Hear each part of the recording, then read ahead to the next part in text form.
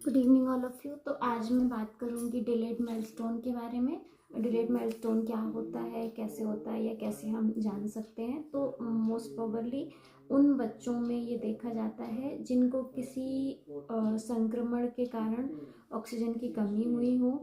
इसको अगर हम नॉर्मली स्टेप बाय स्टेप समझें तो अगर ड्यूरिंग प्रेगनेंसी संक्रमण है मतलब माता को, तो आपको ये डिलेड माइलस्टोन के केसेस देखने को आ सकते हैं सामने। इसके अलावा बच्चे का वज़न अगर बहुत कम है, कुपोषण है, माँ को खाना पीना उतना अच्छा पोषण नहीं मिल पा रहा है, तो भी ये चीज़ें देखने में आ सकती हैं। दूसरी चीज़, जन्म के समय ऑक्सीजन की कमी या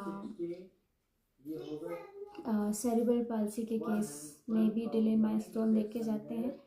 इसके अलावा जेनेटिकली कॉजेज़ हो सकते हैं, जैसे डाउन सिंड्रोम। और अगर थर्ड सिस्टमैटिक तरीके पे पहुंचेंगे तो उसमें एक बहुत बड़ा कॉज है कि जन्म के बाद अगर मेनिंजाइटिस की कंडीशन बन रही है, ब्रेन में कोई इन्फेक्शन या क्लॉटिंग्स आ रही हैं, या इसके अलावा कोई चोट है, कोई इंजरी है, इसके कारण भी हमको डिलेड माइलस्टोन देखे जा सकते हैं।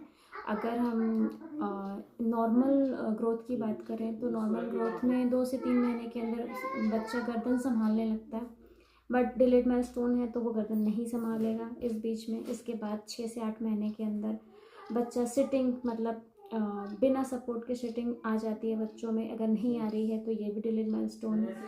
अगर 8 से मान के चलिए 10 से 12 मंथ यानी 1 साल के अंदर बच्चा मतलब विद सपोर्ट और विदाउट सपोर्ट भी वॉकिंग आ जानी चाहिए। अगर वो भी नहीं आ रही है तो भी यहाँ पे डिलेड माइलस्टोन मिलता है आपको देखने को।